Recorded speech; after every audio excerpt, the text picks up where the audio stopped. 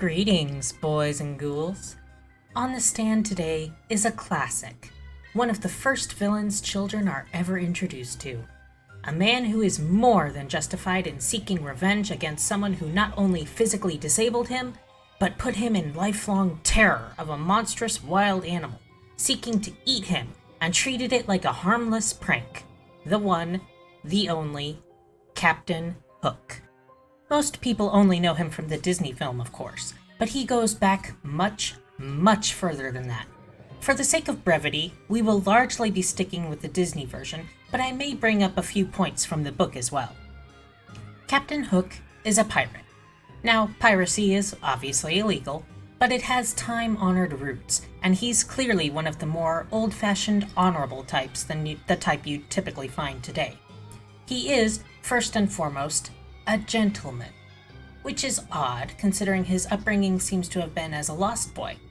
Oh, that's right, he was a lost boy himself, one of Peter Pan's best friends even, until he committed the greatest sin you possibly can in Pan's eyes, growing up. In the books, Peter Pan doesn't just have the crop of lost boys he had in the movie. He regularly goes to steal children, sometimes even babies in their cradles or prams, to take to Neverland with him, while in the Disney version they seem to stay children forever, as it looks like the ones that were with him when Wendy was a child are still children when her daughter is there. However, in the books, it's noted that when there are too many of the lost children, or when they get too old, Pan, and I quote, thins them out. What do you think this means? It certainly doesn't mean sending them back home. There was also a lot of mention in the books about Pan going on adventures and the other children knowing when he had because of the bodies they would find. Disney, of course, leaves all of that out, trying to soften up the edges of the stories as they always do. But they did keep one big thing, that Peter cut off Hook's hand and fed it to a crocodile, as a prank. His idea of a prank was to chop off one of the most important parts of someone's body and feed it to a large, dangerous wild animal so that animal would get a taste for him and never stop chasing him in an effort to kill and devour him. Haha, so funny, right? Almost like those TikTok pranks that legally qualify as assault, only worse. Sorry kids, but yelling, "It's a prank," has never made anything that harms someone else or makes them fear for their life okay. A prank is something like hiding little gnome figures around a friend's house with numbers on them, but leaving out one of the numbers so they think one of them is still hidden somewhere even after they've found them all. Things that are harmless and that the person being pranked can laugh about too. If it's not funny to the person or people being pranked, it's not a prank, it's bullying or worse. What is the big evil plan that Captain Hook has anyway? What is his big, terrible, dastardly plan? Taking over the world? Destroying Neverland? Wiping out the Native Americans who live there? None of those things.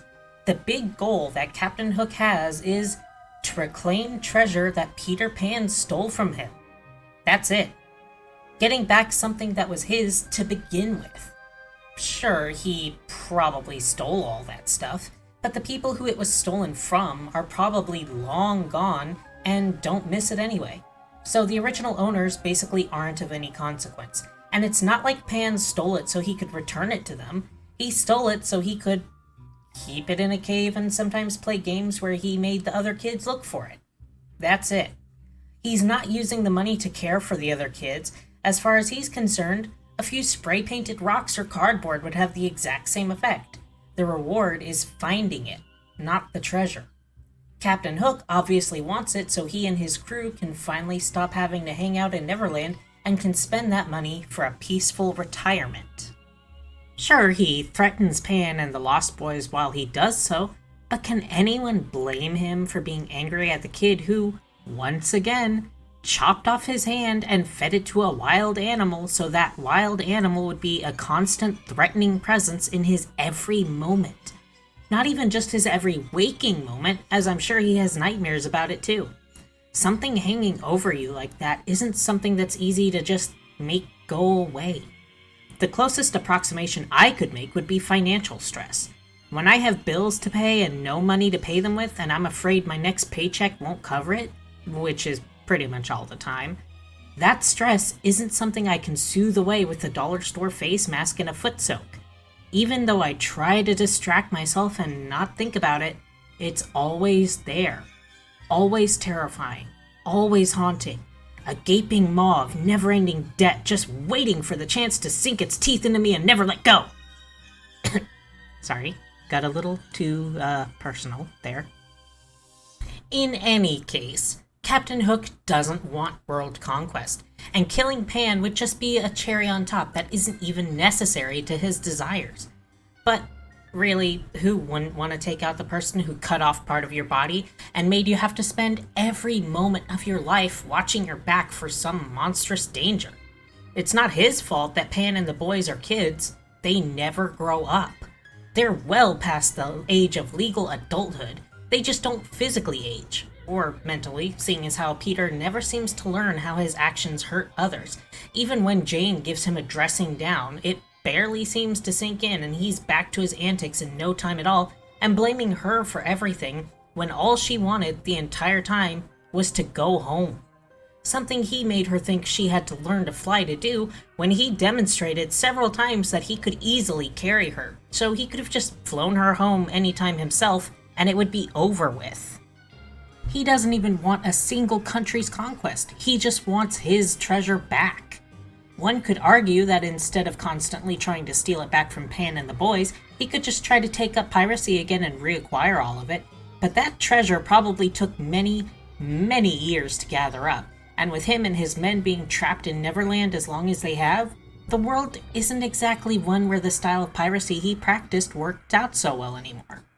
I mean, he's still using a black powder pistol and sword when World War II is happening. He wouldn't really have much luck trying to get that money back, and without it, well, they're sunk.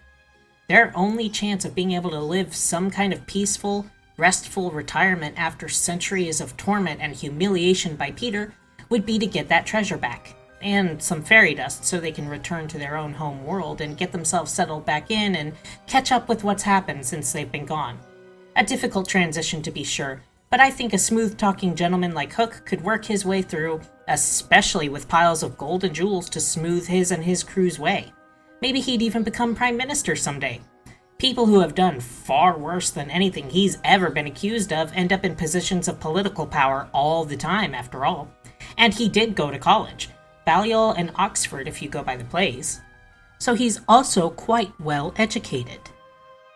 Captain Hook is no street thug. He is a gentleman of refined tastes, education, and poise. Just looking at how he dresses and presents himself is proof enough of that. Look at his hair, for example. Black and curly. Do you have any idea how hard it is to keep curly hair looking nice? Especially when you're living in salt air.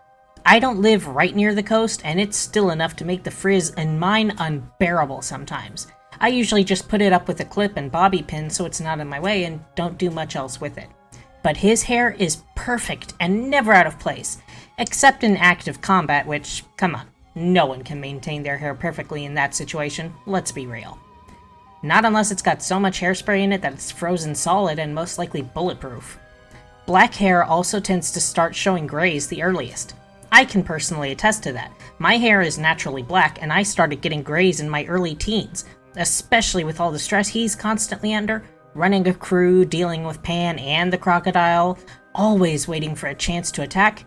He must maintain an incredibly strict regime of self-care to keep himself looking his best, so he's always presentable, both to his crew, who are pretty ragtag so they probably wouldn't care much if he didn't, and to everyone else. He uses proper language, rather than the kind of mouth sailors are famous for.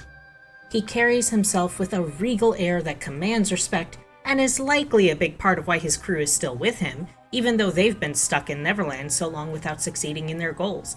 He is an accomplished swordsman, a crack shot, and I'd bet he's quite an accomplished poet as well, as most fine men of the times he came from would be. He is a gentleman, through and through, down to the bones. His only bad luck is that Pan is one of those people who thinks assault, battery, and near murder are hilarious pranks instead of the crimes they are. All of his actions against Pan and the boys can easily be qualified as self-defense. As such, I decree that Captain James Hook is cleared of all charges. Peter and the Lost Boys are to be immediately taken into custody on counts of kidnapping, falsified identities, theft, assault and battery, attempted murder, and illegally feeding wildlife. Tinkerbell is sentenced to being permanently entrapped in a light fixture to be located inside the It's a Small World ride for multiple counts of attempted murder, assault, and behaving inappropriately around children. This case is now closed.